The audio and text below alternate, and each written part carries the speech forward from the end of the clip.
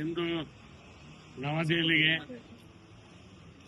ರಾಜ್ಯದ ಮುಖ್ಯಮಂತ್ರಿಗಳಾದಂಥ ಗೌರವಾನ್ವಿತ ಸನ್ಮಾನ್ಯ ಡಿ.ಕೆ. ಶಿವಕುಮಾರ್ ಸಾಹೇಬರು ಮುಖ್ಯಮಂತ್ರಿಗಳಾಗಿ ಪ್ರಥಮ ಬಾರಿ ಸಂಸದರ ಸಭೆಯನ್ನು ಕರೆಯಲಾಗಿದೆ.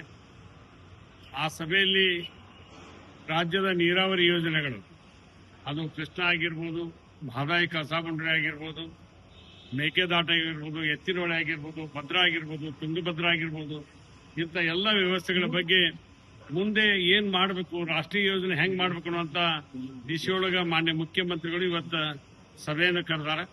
ನಾನು ವಿಶೇಷವಾಗಿ ನಮ್ಮೆಲ್ಲ ಸಂಸದರಿಗೆ ಮನವಿ ಮಾಡ್ತಕ್ಕಂಥದ್ದು, ರಾಜ್ಯದ ಹಿತದೃಷ್ಟಿಯಿಂದ ಬೇರೆ ಬೇರೆ ರಾಜ್ಯಗಳು ಹೆಂಗ್ ಮಾಡ್ತಾವೆ. ಮಾನ್ಯ ಮುಖ್ಯಮಂತ್ರಿಗಳಂತ ಸನ್ಮಾನ್ಯ ಡಿ.ಕೆ. ಶಿವಕುಮಾರ್ ಸಾಹೇಬರು ಮಾನ್ಯ ಹೊಸಪೇಟೆಯಲ್ಲಿ ಒಂದು ಕಾರ್ಯಕ್ರಮ ಆಯಿತು.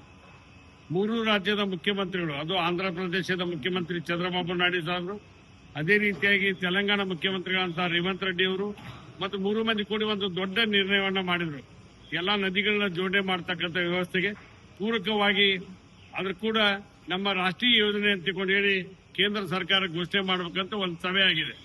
ಅದೇ ರೀತಿಯಾಗಿ ಮಹದಾಯಿ ಕಳಸಾ ಬಂಡೂರಿಗೂ ಕೂಡ ಕರ್ನಾಟಕದ ಮುಖ್ಯಮಂತ್ರಿಗಳು ಸನ್ಮಾನ್ಯ ಡಿ.ಕೆ. ಶಿವಕುಮಾರ್ ಸಾಹೇಬರು ಮತ್ತು ಅದೇ ರೀತಿಯಾಗಿ ಗೋವಾ ಮುಖ್ಯಮಂತ್ರಿಗಳು, ಮಹಾರಾಷ್ಟ್ರ ಮುಖ್ಯಮಂತ್ರಿಗಳು ಸೇರ್ಕೊಂಡು ಒಂದು ಸಭೆ ಮಾಡಿದ್ರೆ ಇನ್ನೂ ಒಳ್ಳೇದಾಗತಿ. ಆ ರೀತಿಯಾಗಿ ಪ್ರಯತ್ನಗಳು ನಡೀಬೇಕನ್ನೋದು ನನ್ನ ಅಭಿಪ್ರಾಯ ಆಗಿದೆ.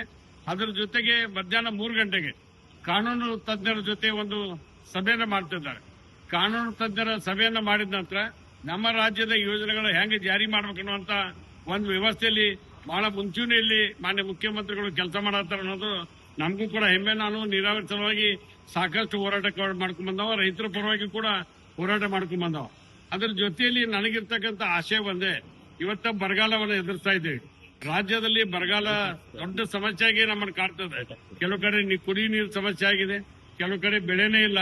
ಬೆಳೆ ಪರಿಹಾರ ಅಂತ ಬರಗಾಲ ಅಂತ ಘೋಷಣೆ ಮಾಡ್ಬೇಕಂತ ಜನರ ಬೇಡಿಕೆ ಇದೆ. ಇಂಥ 100 ಸಮಸ್ಯೆಗಳ ಬಗ್ಗೆ ಇವತ್ತು ಚರ್ಚೆ ಆಗಬೇಕು. ವಿವಿಧ ಸಚಿವರು ಕೂಡ ಭೇಟಿ ಆಗ್ತಾರೆ ಅನ್ನುವಂತ ಮಾಹಿತಿ ಇವತ್ತು ಅವರ ಟೂರ್ ಪ್ರೋಗ್ರಾಮ್ ನಲ್ಲಿ ಸೇರಿದೆ. ರಾಜ್ಯದ ಹಿತದೃಷ್ಟಿಯಿಂದ ನಮ್ಮ ರಾಜ್ಯದ 28 ಜನ ಸಂಸದರು, ಆಮೇಲೆ ರಾಜ್ಯಸಭಾ ಸದಸ್ಯರು ಎಲ್ಲರೂ ಒಕ್ಕಟ್ಟಾಗಿ ಈ ರಾಜ್ಯದ ಹಿತವನ್ನು ಕಾಪಾಡಲಿಕ್ಕೆ ಒಂದು ದೊಡ್ಡ ನಿರ್ಣಯವನ್ನ ಮುಖ್ಯಮಂತ್ರಿಗಳು ತೆಗೆದುಕೊಳ್ಳುತ್ತಾರೆ ಅನ್ನುವಂತ ಭಾವನೆ ನನಗಿದೆ. ಇಂದ ಮುಖ್ಯಮಂತ್ರಿ ಸಿದ್ದರಾಮಯ್ಯವರು ಮುಖ್ಯಮಂತ್ರಿ ಇದ್ದಾಗ ಮಹದಾಯಿ ಕಳಸಾ ಬಂಡೂರಿ ಸಲುವಾಗಿ ವಿಧಾನಸಭೆಯಲ್ಲಿ 3 ಬಾರಿ ನಿರ್ಣಯ ಮಾಡಿವಿ.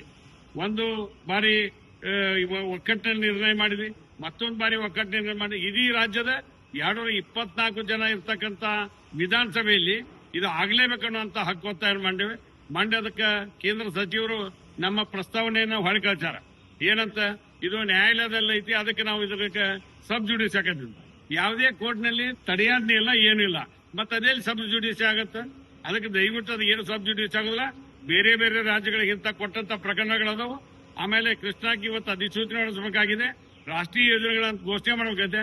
ಇದ್ರ ಕಡೆ ಗಮನ ಇರಬೇಕು ಹೊರತಾಗಿ ಸಣ್ಣ ಪುಟ್ಟ ತಪ್ಪುಗಳನ್ನ ಹಿಡ್ಕೊಂಡು ಆ ಯೋಜನೆಗಳ ಮುಂದಾಕ್ತಕ್ಕಂಥದ್ದಿಲ್ಲ. ರಾಜ್ಯ ಸರ್ಕಾರ ತನ್ನ ಕರ್ತವ್ಯನ ಮಾಡಿದೆ. ಈಗ ಟೆಂಡರ್ ಕರೆದು ವರ್ಕ್ ಆರ್ಡರ್ ಕೊಟ್ಟಿವಿ. ಈ ಕಾಮಗಾರಿ ಪ್ರಾರಂಭ ಮಾಡಬೇಕಾದ್ರೆ ವನ್ಯಜೀವಿ ಮಂಡಳಿ ಅನುಮತಿ ಬೇಕಾಗಿದೆ. ಆ ಪ್ರಯತ್ನವನ್ನು ಆಗ್ಲಿ ಅಂತ ಹೇಳಿ ಇವತ್ತಿನ ಸಭೆ ಯಶಸ್ವಿ ಆಗಲಿ. ಮುಖ್ಯಮಂತ್ರಿಗಳ ಅಧ್ಯಕ್ಷತೆಯಲ್ಲಿ ಬಹಳ ಒಳ್ಳೆ ರೀತಿಯಾಗಿ ಒಂದು ನಿರ್ಧಾರ ಏನಾಗತ್ತ ಅದನ್ನೆಲ್ಲ ಜನರು ನಿರೀಕ್ಷೆ ಮಾಡಕತ್ತ ಅನ್ನುವಂತ ಮಾಹಿತಿಯನ್ನ ತಮ್ಮ ಮೂಲಕ ಹೇಳಿಕೆ ಬಯಸ್ತಾರೆ.